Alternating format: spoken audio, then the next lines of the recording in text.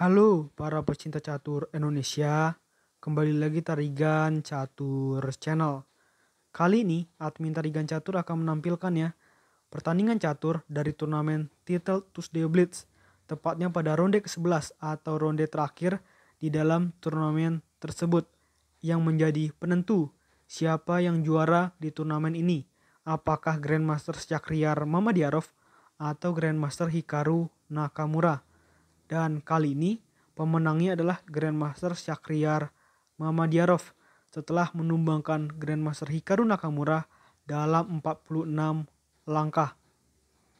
Dan karena kemenangan ini, Grandmaster Syakhriyar Mamadiarov berhasil menempati urutan teratas dengan koleksi 10 poin, sedangkan Hikaru Nakamura harus puas di peringkat keempat dengan koleksi 9 poin. Di antara mereka, peringkat kedua adalah Grandmaster Jose Eduardo Martinez Alcantara berasal dari Peru, dan peringkat keduanya adalah Grandmaster asal Georgia yaitu Baadur Jobava. Langsung saja kita masuk ke permainan ya. Grandmaster Syakhriyar Mamadiarov menggunakan catur buah hitam, sedangkan Grandmaster Hikaru Nakamura menggunakan catur buah putih. Permainan dimulai oleh Hikaru Nakamura dengan pembukaan Zukertort, yaitu pembukaan kuda F3, dan dijawab pembukaan yang simetris ya oleh Syakhriyar Mamadiarov dengan kuda F6, pion B3, dan pion G6. Sama-sama fianchetto gajah baik pemain putih maupun pemain hitam. Gajah B2 dan gajah G7. Pion D4 dan rokade pendek oleh hitam. Pion E3 mensupport pion putih yang ada di petak pusat, dan pion D6. Gajah E2 persiapan rokade pendek, dan kuda B menuju D7. Rokade pendek oleh putih, dan pion C5 mengajak pertukaran pion di petak pusat. Apa jawaban putih di sini? Dengan pion C4. Pion C pukul pion di D4 dan kuda pukul pion di D4. Pion D5 lagi-lagi mengajak pertukaran pion. Apa jawaban putih? Dengan kuda D2.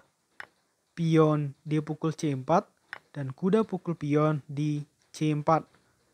Kuda B6 mengajak pertukaran kuda oleh hitam, dan di sini putih menolaknya dan lebih memilih melakukan langkah benteng menuju petak C1.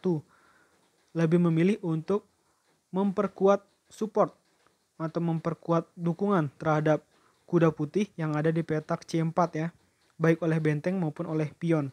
Dan di sini Syakhriyar Mamadiarov langsung saja menukarnya. Kuda pukul kuda di petak C4 dan benteng pukul kuda di petak C4.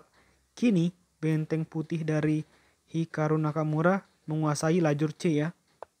Gajah D7 dan gajah F3 mengincar pion hitam, dan mulai langkah ke-14 dari seorang Syakhriyar Mamadiarov, mulailah langkah kombinasi demi dominasi oleh kedua pemain. Dengan pion E5 mengancam kuda, dan tanpa menyelamatkan kuda, Hikaru Nakamura melakukan langkah gajah pukul pion di B7. Pion pukul kuda di petak D4, gajah pukul benteng di petak A8, dan menteri pukul gajah di petak A8. Benteng pukul pion di petak D4, menteri dan benteng putih dua kali mengancam gajah hitam, sehingga gajah hitam ini harus pindah. Dan keputusan dari Syakhriyar Mamadiarov adalah memindahkan gajah tersebut ke petak B5 dengan tempo ancam benteng putih. Benteng putih pindah ke E1 dan kuda E4. Di sini kuda hitam memang gratis, tetapi apabila dimakan maka gajah pukul gajah. Itu maksudnya ya. Dan juga benteng putih ini tidak bisa kabur ke petak D2 karena dijaga oleh kuda hitam. Jadi cerdas sekali ya pemikiran dan manuver-manuver yang dilakukan oleh Syakhriyar Mamadiarov ini. Pion F3 mengancam kuda, dan di sini kuda hitam harus berpindah. Kalau tidak berpindah, misalkan tidak berpindah ya, di sini yang dilakukan misalnya gajah pukul benteng, maka ini akan berbahaya. Ada menteri pukul gajah, ada ancaman skakmat di petak G7 dan kuda hitam pasti hilang. Dan tentu saja pemain hitam atau Shahriar Mamadiarov akan rugi dan Hikaru Nakamura jauh lebih unggul di dalam posisi seperti ini. Oleh karena itu, yang dilakukan adalah kuda menghindar ke petak C5 dan menteri D2 untuk memutuskan hubungan antara menteri dan benteng putih. Dilakukan langkah kuda D3 oleh Mamadiarov. Tentu saja benteng pukul kuda di petak D3 dan gajah pukul gajah di petak B2. Memang ya, langkah dari kedua pemain ini adalah pemukulan-pemukulan yang tidak teratur. Jadi misalkan di dalam satu momen harusnya pemukulan ini justru malah dialihkan ke pemukulan yang lain. Itulah kelas Grandmaster dunia, apalagi Mamadiarov peringkat 10 besar dunia dan Hikaru Nakamura peringkat 20 besar dunia. Oke, kita lanjut ya. Benteng D6 dan gajah E5 mengancam benteng dan benteng pindah ke petak D5. Maksudnya baik mengancam dua perwira. Tetapi sebenarnya ini bukan langkah bagus karena hitam punya solusi yang baik, yaitu solusinya adalah dengan gajah C3 memberikan free gajah, tetapi sudah pasti benteng putih akan hilang. Pilihannya putih mau hilang yang mana?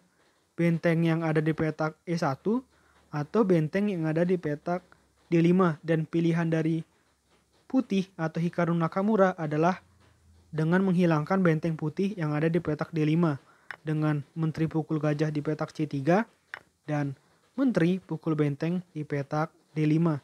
Di sini memang sudah kelihatan kalau lebih unggul Shahriar Mamadiarov.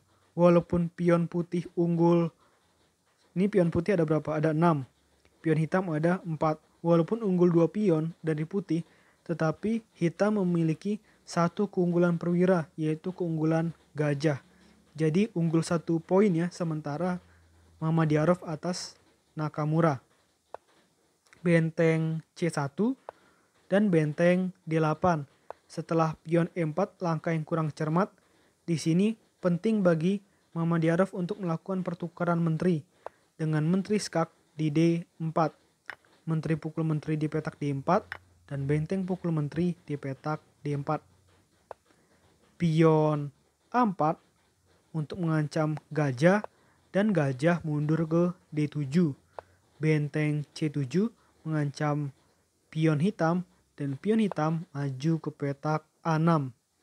Benteng A7 kembali mengancam pion dan benteng hitam mundur ke petak D6 untuk mendukung atau menjaga pion hitam yang ada di petak A6. Terus tekanan diberikan Hikaru Nakamura dengan pion E5 mengancam benteng dan benteng skak di petak D1. Raja pindah ke petak F2 dan gajah E6. Jadi di sini gajah hitam mengancam pion putih, sedangkan benteng putih mengancam pion hitam. Tetapi di sini pilihan dari putih jelas ya, dengan benteng pukul pion di petak A6 dan gajah pukul pion di petak B3. Sebenarnya ini cukup disayangkan karena Hikaru Nakamura jadinya kehilangan dua connected pion atau dua pion yang tersambung satu sama lain. Pion yang bergandengan itu sangat kuat menuju babak akhir, dan karena kehilangan jelas